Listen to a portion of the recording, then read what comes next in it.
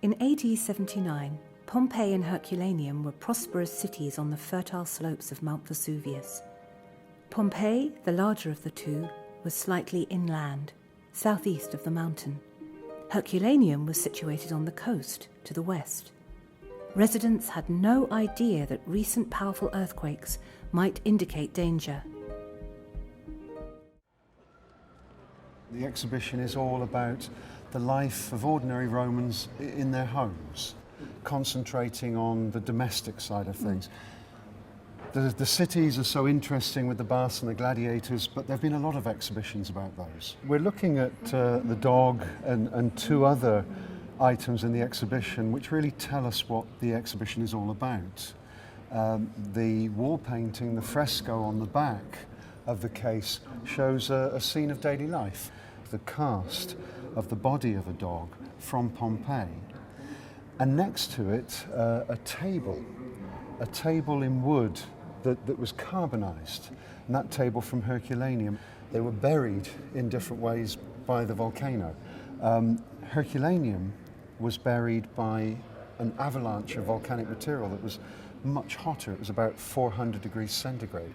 And what that does with bodies, we will be completely desiccated, maybe even burnt down to the bone.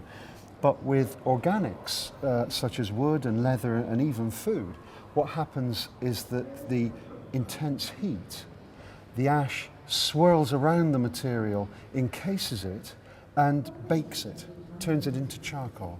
And that only happened in Herculaneum. This beautiful table here is almost exactly like the little table in the fresco there. Absolutely. In Pompeii, the furniture isn't carbonized. It isn't hot enough to carbonize it.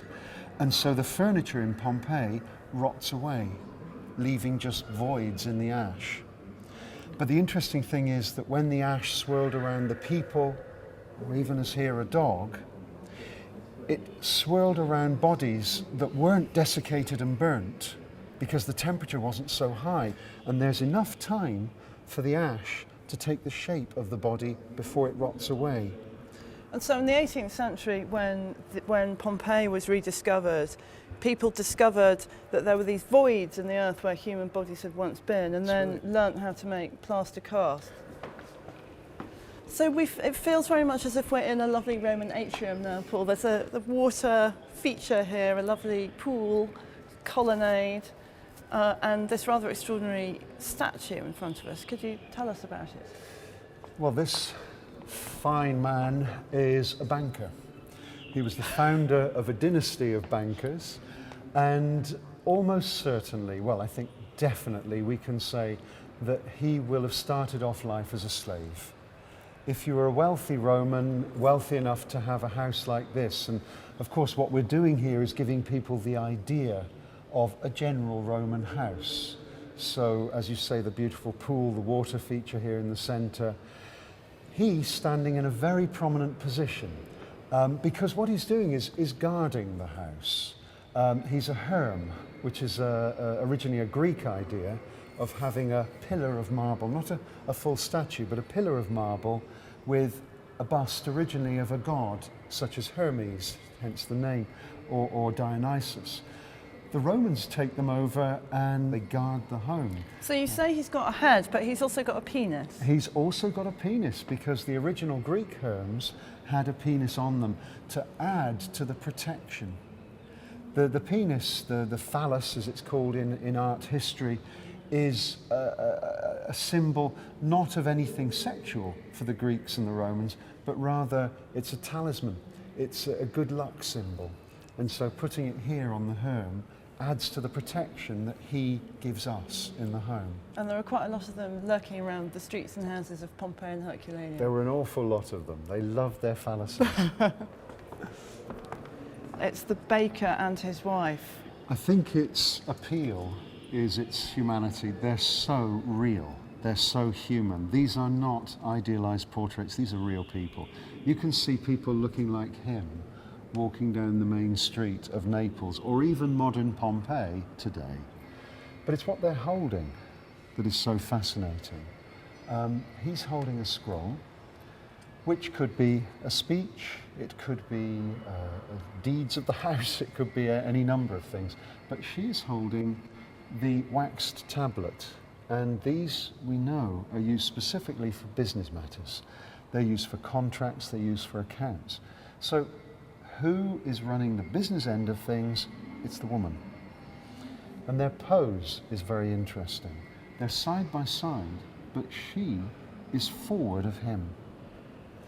And the message that this is sending is that they are at least equals.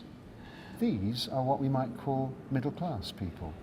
And yet here we are with the woman not being at all subordinate, on the contrary. A stylus poised to inscribe some accounts or write out a contract. Definitely. Let's go through to the garden. When we stand in this part of the exhibition, we see a complete Roman room. You have the total decoration of a room that looked over a garden terrace in one of the huge houses on the west slopes of Pompeii. I love this, the way the man-made elements, the fountain and the statues, just give way, and then you're into this beautiful wild wood with everything incredibly carefully depicted. It's just so random. The birds are flying everywhere, perching, flying. It's a marvellous fantasy.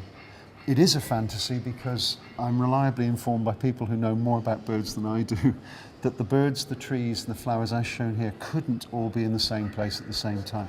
The Romans didn't invent gardens, but they did invent the idea of bringing the garden into the home. And here you've actually got the garden coming into an individual room. So it's a very Roman fantasy.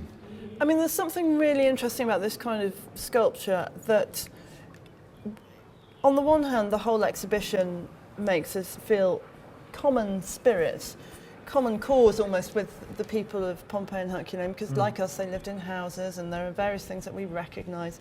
And then on the other hand, there are things that really bring you up short. We think, well, actually, they were pretty different from us in all kinds of ways. I think the Romans were extraordinarily like us in many areas, but there are certain areas of Roman life that we would find very challenging. Nowadays, I suppose there are fewer people who would find their views on sexuality and sex challenging. They were simply far more open about many aspects of that. But, for example, the slavery, we would find a bit of a challenge to our sensibilities. But on the other hand, we would applaud the fact that there was a path to freedom from slavery. But the Romans were not us. This is a loaf of bread that's still absolutely pristine. I mean, it's carbonised, but apart from that, it's absolutely pristine. It is an incredible survival from Herculaneum. As you say, looking almost good enough to eat. If it wasn't black, you'd think, And the very interesting thing about it is this loaf of bread actually has a rectangular name stamp, which gives the name of the slave who made the loaf of bread. And can you pick it out? Can you say who it is? At the beginning, you've got the words Kelleris. Now that's the of Keller. So made by Keller. Isn't that amazing? And Keller, of course, in Latin means speedy. So we can imagine making lots of loaves of bread very quickly. And this was carbonised by the same processes. In Herculaneum, the intense heat turned it into charcoal in a split second. It's very sad, but true that, of course, the death of the cities happened, the volcano, and that's why we have these amazing things. That's why you have these incredible people. You know, even though it's so long ago. It is very sad, and it really brings it home that they were ordinary people like us, just going about their daily lives when this terrible catastrophe happened. And the fact that everyone was cut down, rich, very rich, poor, soldier, doctor, woman, slave, it doesn't matter. Everyone was snuffed out by the eruption.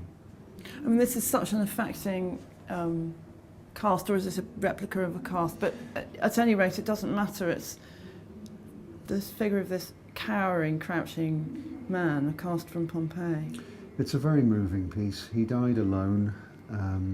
When the archaeologist who was excavating Pompeii in the 1920s and 1930s discovered this particular cast, and of course they never knew what the body was they were going to uncover. They just knew there was a void. It could be a woman, it could be a man, it could be a child. When Mayuri, the excavator, found this body, he said he was like a beggar crouching on the church steps, this terrible, sad, pathetic figure, dying alone in Pompeii. And this is just sort of, I mean, you just can't look at it really without feeling awful. And this is clearly a family locked in some kind of awful moment of anguish. It's heartbreaking. This is a family, a man, a woman, a child rearing up on the woman's lap, and a little child that was found slightly apart from the others, but we believe strongly was part of the same family group. They were found together, believe it or not, only about 20 yards away from the beautiful garden room. They were found in the House of the Golden Bracelet, so named after an incredible piece of jewellery that the woman was wearing. Because they are so wealthy, because they were found in that house, there's every reason to believe that they are the people who lived in that house. They would have enjoyed that beautiful room, the birds, the trees, and then maybe the following day they died under the stairs. They're caught in the moment of their death. And sadly, what we can see is not efforts to protect themselves. What we see is the involuntary spasms of the body as it's cooked by the superheated avalanche that enveloped them. One of the saddest things is that the little child on the mother's lap was probably in her embrace. She was probably trying to hold it, and then she's thrown back by the blast of this pyroclastic surge. The little boy who was found slightly separate from the others is perhaps the most moving piece of all, because this little boy is still wearing his tunic. You can see the folds of the tunic, and you can even see his facial features. It's a little boy, 3, 4 years old, and it reminds us that these are not museum artifacts. They're people. They stand for real people like you and me, who just happen to be caught up in these awful, extraordinary events.